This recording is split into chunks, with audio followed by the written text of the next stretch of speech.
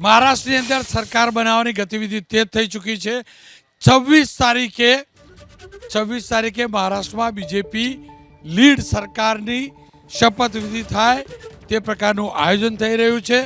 સંભાવના છે કે વિધાયક દળની બેઠક સત્વરે મળશે અને તેની અંદર નેતા ચૂંટાશે। 25 તારીખે ભારતીય જનતા પક્ષના ધારાસભ્ય દળની બેઠક મળશે અને મોટી દેવેન્દ્ર ફડણવીસ મુખ્યમંત્રી બને તેવા સ્પષ્ટ સંકેત છે। 129 બેઠક એકલી બીજેપીને મળી છે। પણ વાવની વાત કરી લઈએ તો વાવમાં સતત 9 રાઉન્ડ બાદ 10મા રાઉન્ડમાં બીજેપી માટે આશાનું કિરણ જાગ્યું છે।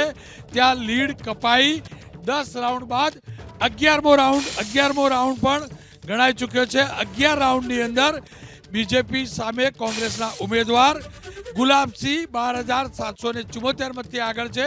એટલે કે 10મા રાઉન્ડમાં લીડ ચોક્કસથી કપાઈ, બીજેપીએ લીડ કાપી, પણ 11મા રાઉન્ડમાં કોઈ જાજી લીડ કપાઈ નથી।